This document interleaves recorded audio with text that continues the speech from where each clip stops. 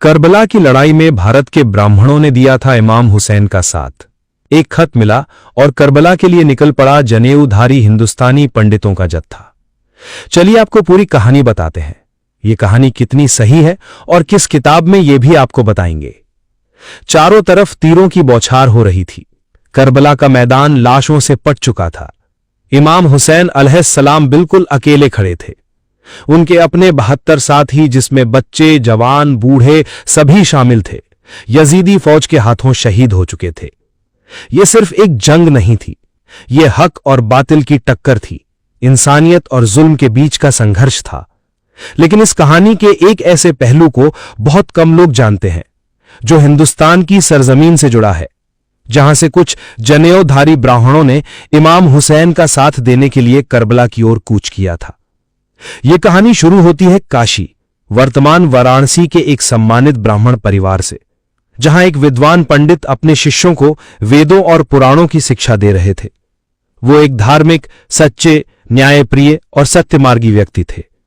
एक दिन उनके पास एक रहस्यमयी खत पहुंचा, जिसमें इंसानियत के रखवाले इमाम हुसैन की पुकार थी। खत में लिखा था कि करबला में एक ऐसी जंग लड़ी जा रही है जो धर्म और अधर्म के बीच है। खत लिखने वाला कोई मुसलमान नहीं था, वो खुद एक दरवेश था, जिसने भारत की धरती पर कई वर्षों तक साधुओं और संतों के बीच रहकर ज्ञान पाया था। उस खत को पढ़ते ही पंडित का मन व्याकुल हो उठा। उन्होंने अपने शिष्यों को बुलाया और कहा, हम सिर्फ धर्म की बात करने वाले लोग नहीं हैं, हमें उसे निभाना भी है। जब धरती पर अधर्म बढ़ जाए, तब धर्म की रक्षा करना ही सच्चे ब्राह्मण का कर्तव्य होता है। पंडित जी ने अपने 18 शिष्यों को साथ लिया और करबला की ओर निकल पड़े। रास्ता लंबा और कठिन था। गंगा किनारे से होते हुए वे सिंधु नदी पार कर बलूचिस्तान, फिर ईरान होते हुए इराक पहुंचे। इस दौरान वे अपने साथ शुद्ध जल, पूजा की सामग्री और इमाम के लिए कुछ विशेष औषधियां भी लेकर चले थे। उनका उद्देश्य सिर्फ युद्ध करना नहीं था, बल्कि घायल इमाम हुसैन और उनके साथियों की सेवा करना भी था। जब ये ब्राह्मण करबला पहुंचे तो वहां हालात बेहद गंभीर थे। यजीद की सेना ने पानी तक बंद कर रखा था। छोटे छोटे बच्चे प्यास से तड़प रहे थे। महिलाओं की आंखों में आंसू थे और मर्दों के चेहरों पर सब्र और हिम्मत। पंडितों ने जब इमाम हुसैन को देखा तो उन्होंने हाथ जोड़कर कहा, हम आपके साथ खड़े हैं, चाहे जान चली जाए। इमाम हुसैन ने उनका अभिवादन किया और कहा, तुम्हारा आना इस बात का गवाह है कि इंसानियत की कोई जात नहीं होती, कोई धर्म नहीं होता, सिर्फ नीयत होती है। पंडितों ने न सिर्फ सेवा की, बल्कि जंग में शामिल भी हुए। उन्होंने तलवारें नहीं उठाई, लेकिन उन्होंने जख्मी बच्चों को पानी पिलाया, घायल सिपाहियों की मरहम पट्टी की और महिलाओं को ढाढ़स बंधाया।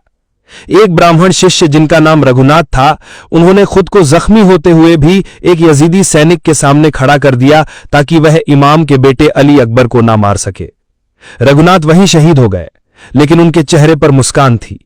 इन ब्राह्मणों ने आखिर तक इमाम का साथ दिया। जब इमाम हुसैन को अंतिम सजदा करते हुए शहीद किया गया, तब उनमें से कुछ ब्राह्मण जीवित थे और यह मंजर अपनी आंखों से देख रहे थे। उन्होंने वहां की मिट्टी को माथे से लगाया और वादा किया कि वे भारत लौटकर करबला की इस कुर्बानी की कहानी जन जन तक पहुंचाएंगे। भारत लौटने के बाद इन पंडितों ने करबला की इस गाथा को कथा, गीत और श्लोकों के माध्यम से फैलाया। उत्तर प्रदेश और बिहार के कई गांव में आज भी ऐसे घराने हैं, जहां मुहर्रम में हुसैन कथा सुनाई जाती है और करबला की याद में ब्राह्मण परिवार ताजिया का जुलूस निकालते हैं। कुछ तो हुसैनी ब्राह्मण कहलाने लगे।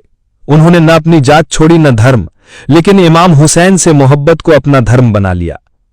कहते हैं उनके परिवार आज भी अपने घर में एक खाली चबूतरा बनाते हैं, जो हुसैन की याद का प्रतीक होता है। उस दिन उस पर कोई नहीं बैठता, उस पर फूल चढ़ाए जाते हैं और दीप जलाए जाते हैं। ये उनके बलिदान और उस ऐतिहासिक संघर्ष की याद होती है, जहां धर्म, जात और भाषा के सारे भेद मिट जाते हैं और सिर्फ इंसानियत बचती है। ये पूरी घटना सुनने में भले ही कोई दंत कथा लगे, लेकिन इसका जिक्र एक खास किताब में किया गया है। हिंदुस्तानी ब्राह्मण और करबला नामक एक दुर्लभ पुस्तक में लेखक सैयद जफर हुसैन रिजवी ने इस कहानी को दस्तावेजी रूप में दर्ज किया है। उन्होंने इस बात के ऐतिहासिक प्रमाण भी पेश किए हैं कि कैसे भारत से ब्राह्मणों का एक जत्था करबला पहुंचा और इमाम हुसैन की मदद की। इस कहानी को जानकर यह एहसास होता है कि करबला केवल मुस्लिम इतिहास का हिस्सा नहीं है, बल्कि ये पूरी मानवता की कहानी है। इसमें वो जज्बा है जो धर्म और मजहब से ऊपर उठकर हक के लिए जान देने को तैयार हो जाता है। और यही वजह है कि करबला की मिट्टी में आज भी हिंदुस्तान की सांसें बसती हैं।